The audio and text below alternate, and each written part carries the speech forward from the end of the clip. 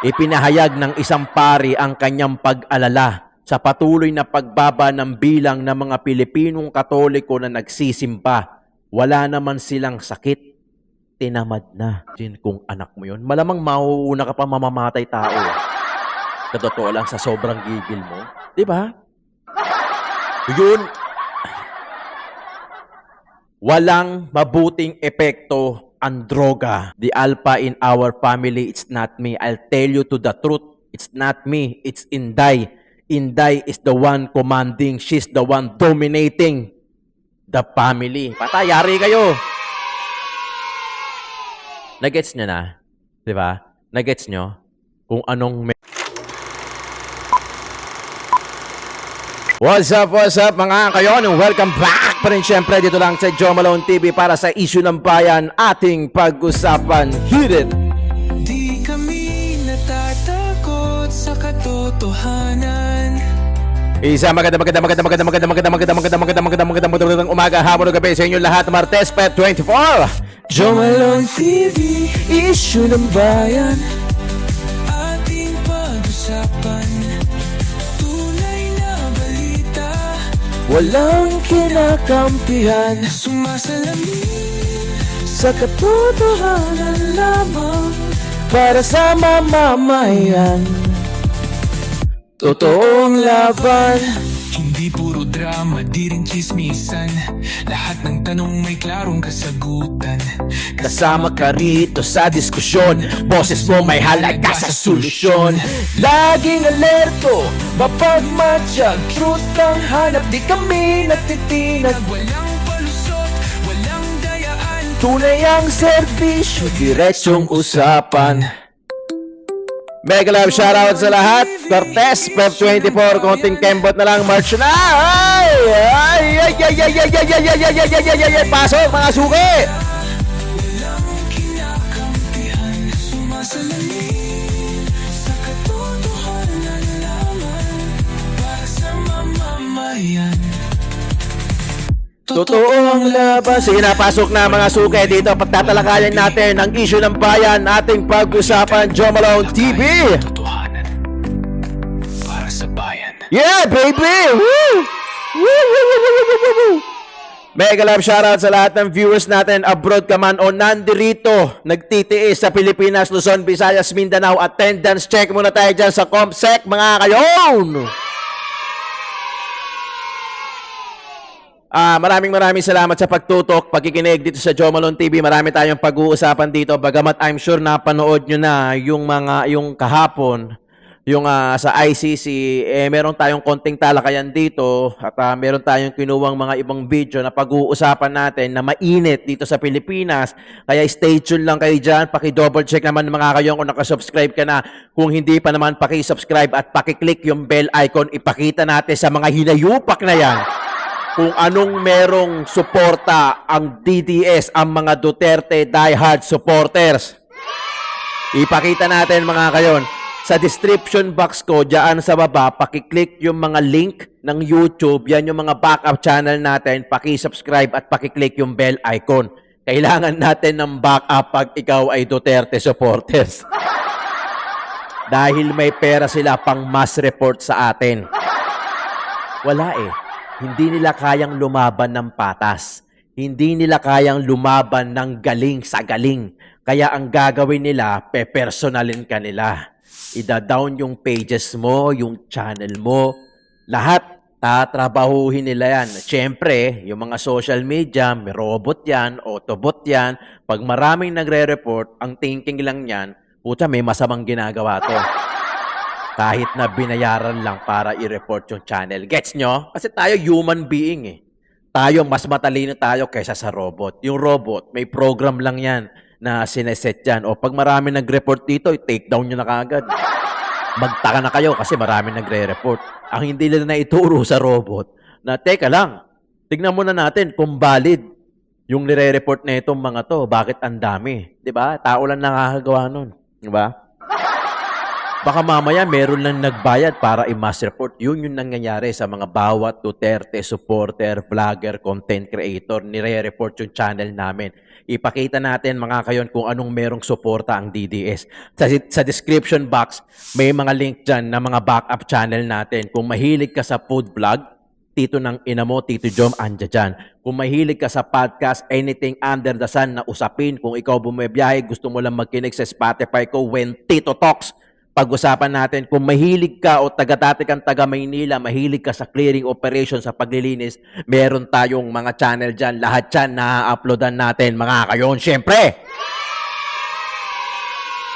Maraming salamat. Ipakita natin kung anong merong suporta ang DDS para sa mga hindot na yan. Game. Ang ina no? Gago. Okay, isa pa to. Ang lupit nito. Bilang ng mga Pilipinong nagsisimba kumonti. Ipinahayag ng isang pari ang kanyang pag-alala sa patuloy na pagbaba ng bilang ng mga Pilipinong Katoliko na nagsisimba. Wala naman silang sakit. Tinamad na. To tell you honestly, I was once a Katoliko ako, member ng Katolikong simbahan. Nangarap din ako minsan maging acolyte, sakristan. Napangarap ko din yan, yung taga-ganon ng taga-sahod ng ostya, di ba? Pinangarap ko din yan.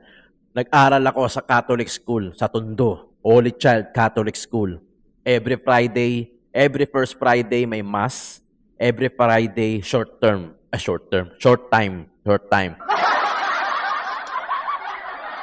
Pero nung lumaki na ako, every time na aatin ako ng simba, ng mass, sa Catholic, the moment na nagsalita yung pare ng about sa politics, tumatayo ako, nilalayasan ko. Ang katwiran ko, akin lang naman to, ang opinion ko, pag-usapan natin kung ano yung expertise nyo. Oo, pare-parehas tayong taxpayer. Pero it doesn't mean na pag-uusapan nyo na rin pati yung politiko kahit na nasa loob kayo ng simbahan. Pag-usapan natin dyan kung ano yung magandang balita ng Panginoon, yung gospel. Hindi yung pag-uusapan natin na politics tapos may mga kinikilingan pang kayo. The moment dati na nagsalita ang pare about sa politics, ibubuka pa lang niya yan, tumatayo na ako at nilalayasan ko na pagdating sa homily. Totoo yan, real talk yan. Hanggang sa ngayon, Christian na ako. Hindi na ako Catholic. Dati, kabisado ko pa yung rosary, yung joyful mystery, yung sorrowful mystery. In fact, sa Melo Touch, sa radyo, tuwing 5 a.m., merong rosary dyan, sinasabayan ko pa yan. Catholic ako eh. Hindi naman sagrado, pero ganun yung pagmamahal ko. Pero regardless kung anong religion, hindi natin kinukondena yung religion kasi iisa lang naman ang sinasamba niyan eh, yung nasa taas. Pero kasi ang inaano natin dito, pari kayo eh. Pag-usapan natin yung gospel. Ang ituro nyo yung gospel. Ang ibalita nyo, di ba, humayo kayo at ibalita ang magandang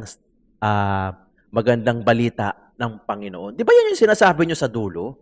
Eh bakit ngayon, pati politics, gusto nyo involved na kayo? Oo, alam ko, taxpayer din kayo. May karapatan din kayong magsalita. Pilipino rin kayo, taxpayer din kayo. May karapatan kayong umalma sa gobyerno natin. Pero wag nyo dalhin sa loob ng simbahan. I-segregate natin yon dahil ibang subject yun.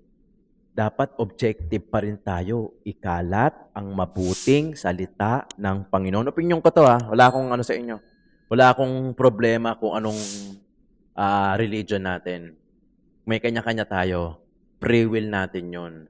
Ang inaano ko lang dito, wag lang sana nilang gamitin yung politics, ipapasok nila sa simbahan. Even though we have our own rights, di ba, na pag-usapan kasi lahat naman tayo taxpayer. Pero wag naman ganun. Kasi nakakawalang gana bilang Katoliko noon. Di ba? Tapos magtataka kayo ngayon kung bakit umuunti yung umaaten. Alalahanin nyo, hindi na tanga yung mga Pilipino ngayon. Marunong na mag-observe yan, marunong na makahalata yan. Di ba? Marunong na nga makatikim yan ng mga maka-experience ng mga pangyayari. Ito talaga si Father Flavio. May nakilala akong nagbebenta ng 3 sachet. Kasi ang kita sa bawat sachet ay 50 pesos. Times 3, that's 150. Pambaon po nila. Pambaon na ibinibigay sa mga anak. So, hindi talaga pang-usapan drug addict. Ang putang ina talaga. E di sana sinumplong mo. Sinuplong mo. Pusher pala eh. May makilala ako nagbebenta ng 3 sachet. Di sana sinumbong mo. Pusher na yan, pambaon ng kanilang anak. Can you just imagine, Father, yung mapagbebentahan nun, kung ano yung resulta nun sa utak? Di ba? Diretso sa utak. Diretso sa utak. Pwede yung depende sa mapagbebentahan niyan, Father. Pwede yan, yung patikim-tikim pa lang. Masisave mo pa sana yun. Kung hindi nabenta sana. Yung iba naman dyan, lulong na. Pagkatira ng yan, halimbawa na pagbenta mo, puta, pumatay ng tao, o kaya ng rape. Gaya nung nangyari doon sa 15 anyos, sa Cebu, yung iginapos sa puno, tapos pinugutan ng ulo. Can you just imagine kung anak mo yun? Malamang mauuna ka pa mamamatay tao. Sa totoo lang, sa sobrang gigil mo. Di ba? Yun. Walang mabuting epekto ang droga sa buhay ng isang tao. Whether anong klase ka mang user. It's either patikim-tikim ka lang, intermediate ka, advanced, o professional, o pusher ka. Walang maidudulot yan sa utak ng bawat tao. Puta, yung mga ganito, common sense na to, common knowledge na to, hindi na dapat pinag-uusapan. Hindi ko na nga dapat dinadiscuss sa inyo yung ganyan kung ano magiging epekto ng drugs. Dahil unang-una, hindi naman ako addict, hindi naman ako nag-drugs, kaya hindi ko rin masasabi sa inyo kung ano. Pero lumaki ako sa lugar na kung saan expose ang droga. Na kung saan, itsura pa lang, alam mo na, puta na positive to. Ganon yung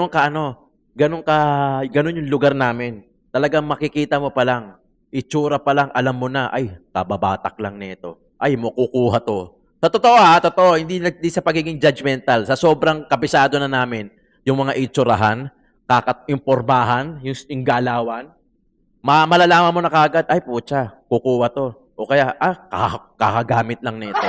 Totoo yan. Totoo yan. Alam na namin yan. Lumaki ako sa ganyan. Sa Tondo. When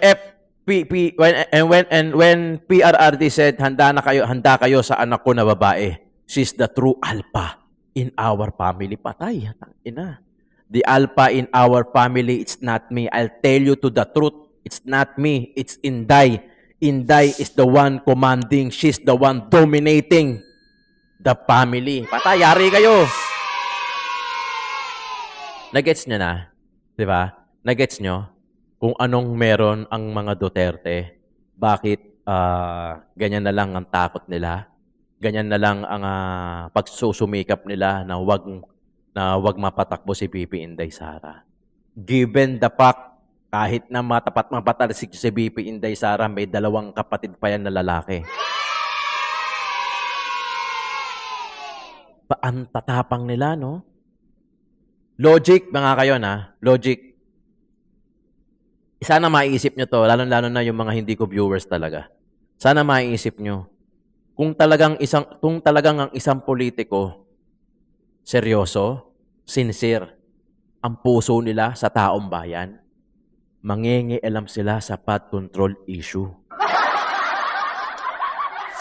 Dahil wala akong makitang dahilan kung bakit mananahimik ka at bakit hindi ka makikialam sa flood control.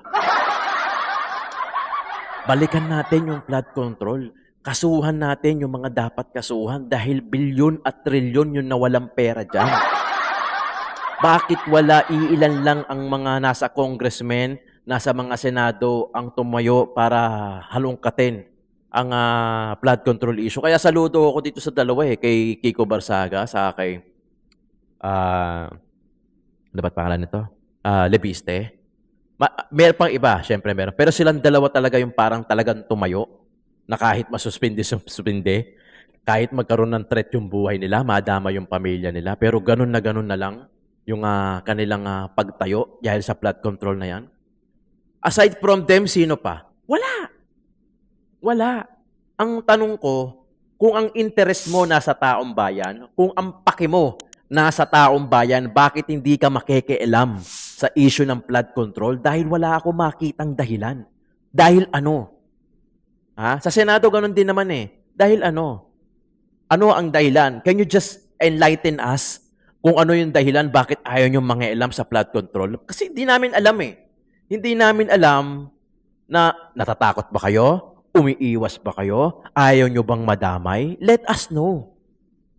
Kasi ang interest nyo, ang paki nyo, dapat nasa amin. Dahil kami ang nagputang ina. 'Di ba?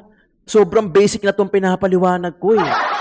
Gets na dapat nyo to eh. Gets nyo na to dapat. Sobrang basic na nito. Hindi kailangan na nakatapos ng pag-aaral dito sa mga sinasabi ko. Bakit iilan lang na mga congressmen at mga senado at mga politiko ang nangengialam sa flood control, sa issue ng flood control? Diba? Iilan lang. Anong dahilan? Sabit kayo. May insertion kayo. Nakakuha kayo, nakatanggap kayo ng kickback, kaya ayaw niyong mangialam. Kaya tatahimik na lang kayo. Hindi namin alam eh. Kung mali kami, bakit hindi nyo ipaliwanag? Bakit hindi nyo ipagmalaki? Na putya, wala akong sabit dyan. Sige, pag-usapan natin yung issue ng flood control na yun. Pero wala. Walang tumatayong ganun. Malibang kay Leviste, kay Kiko. Sino pa ba? Yung mga maiingay dyan. Iilan lang yan out of how many? 300 na mga nasa camera, na mga congressmen, mga representative. Diba? Sa Senado, ilan? 24. Ilan lang yung mga tumatayo dyan? Putang ina naman, Risa. Diba? Tulpo. Idol. Idol na idol. Alam nyo na. Diba? Alam nyo na yan. I'm sure naman may social media dyan sa inyo. I'm sure marami rin kayo nababalitaan. Mas magaling pa kayo sa akin. Mas observer pa kayo sa akin. Mas marami pa kayong napanood sa akin. Dahil ako busy akong tao. Marami akong channel, marami akong ginagawa. Mas alam nyo tong sinasabi ko. And yet, maraming mga taga-kabila na talagang hindi ko alam kung bulag ba sila, natapalan ba sila ng pera. Pucha, for once in our lifetime, gumawa naman tayo, manindigan naman tayo, bumoses naman tayo para sa karapatan ng bawat Pinoy. Hindi yung okay na kayo, okay na ako, nakatanggap na ako ng sahod, bahala na kayo. Pwede pa yun? Paano naman yung kapwa natin? Ito, magpo-fall pa rin. The bottom line, lagi ko sinasabi rito, ang bottom line, nakakaputang ina kasi. Ang bottom line, kasakiman. Yung pagiging greedy. Di baling maghirap na kayo, basta yung taong yon nakatanggap ng pera, nakatanggap ng sahod, nakatanggap ng suhol, nakakuha ng kickback. Bahala na kayo dyan kung bahain kayo. Etong 2026, just to inform you guys, may mga bagyong paparating. Wala naman ligtas, natural calamities yan, nature school yan. May mga bagyong paparating. May nagawa ba sila sa flood control? May nagawa ba sila? Babahain na naman yung mga binaha last year. Yung mga nasalanta last year, uulit lang ngayon yan. Ang tanong lang dyan, dalawa lang. Mas lighter o mas grabe? Huwag naman sana yung grabe. May mamamatay na naman dahil sa baha. May mamamatay na naman dahil sa mga hindi na ayos na flood control na yan. May masisiraan na naman ng bahay, may mamumroblema na naman, may matutulog na naman na walang ilaw, walang kuryente, nangangapa, may mga matutulog na naman sa bubong.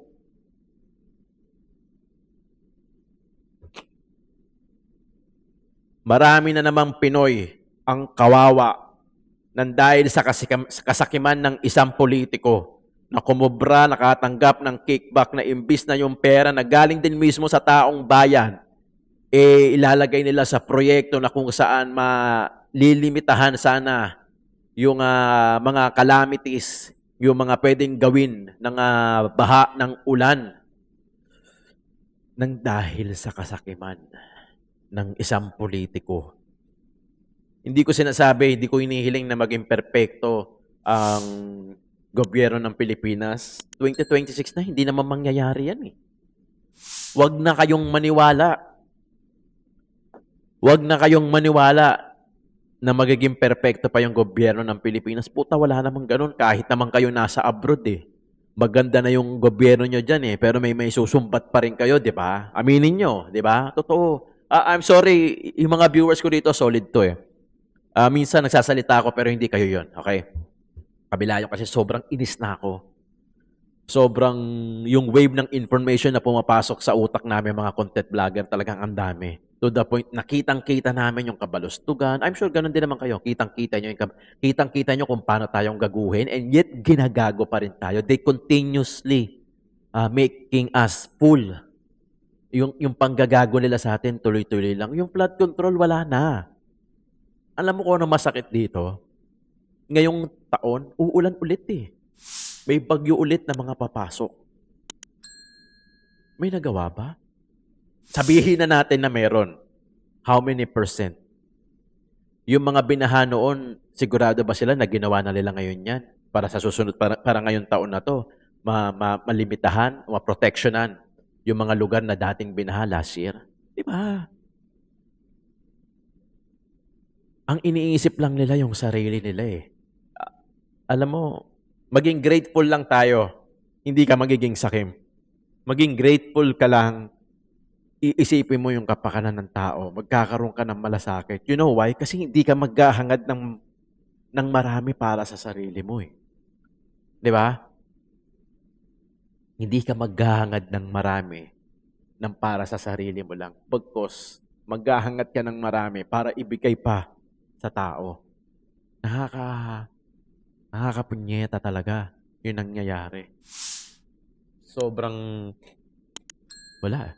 Grabe na ito. Grabe ito mga kayon.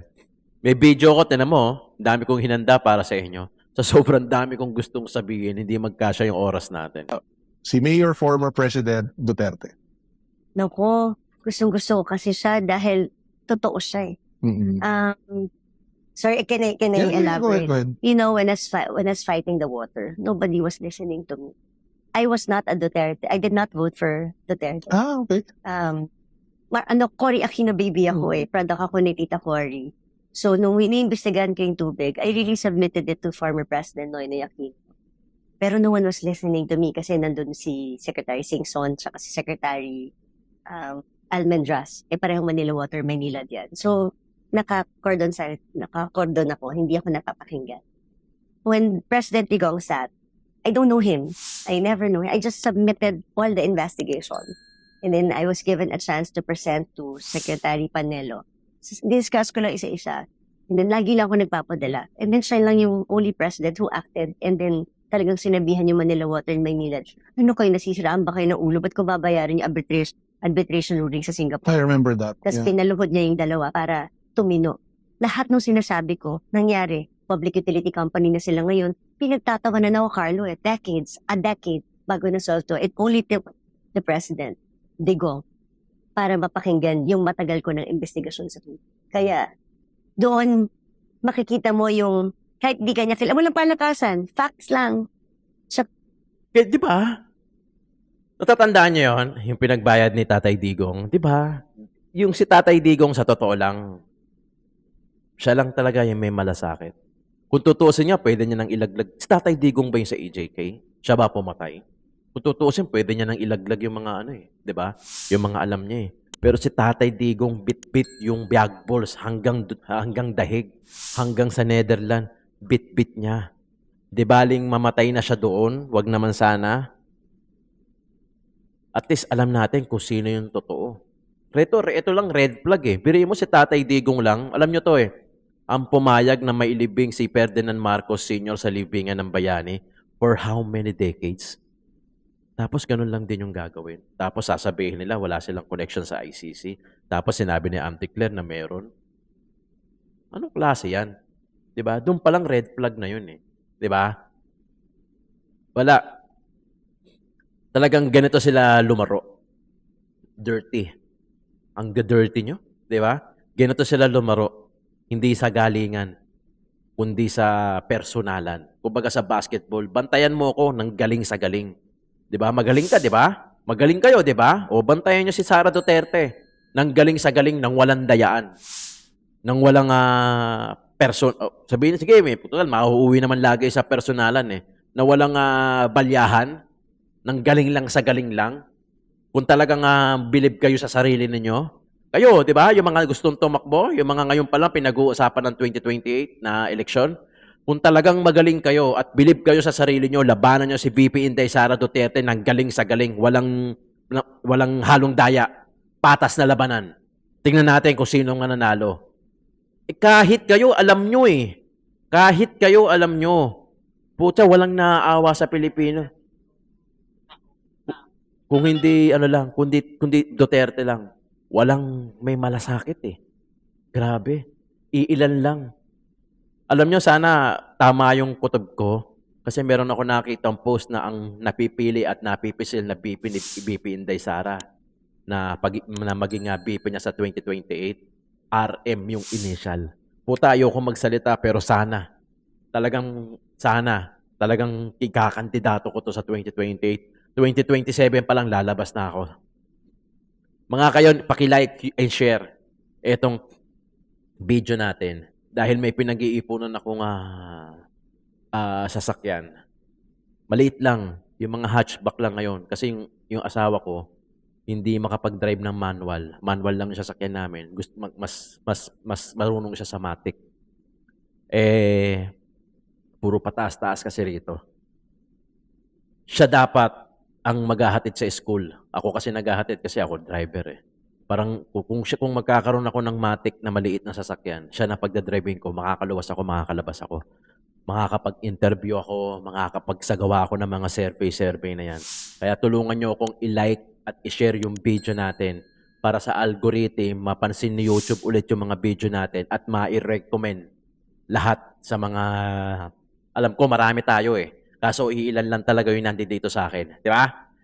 Maraming supporters ang mga Duterte. Yun nga lang, nakasalalay pa din yung channel ko sa algorithm ni YouTube eh. Kasi pag hindi ni-like and share yung video natin, hindi i-recommend ni YouTube. So, ang nangyayari, parang wala ako. Parang hindi ako nag-upload. Kaya kung mapapansin nyo minsan sa comment section, welcome back, Joe Malone. Araw-araw ako nag-upload. It only means lang na hindi ni-recommend yung channel ko. Kaya nung ni-recommend na yung video na yun, yung particular na video na yun, may nag-comment, welcome back. Kaya akala nila, kababalik ko lang. Well, in fact, araw-araw ako nag-upload. Mamaya ulit, mga kayon, Joe Malone TV, Issue ng Bayan, ating pag-usapan.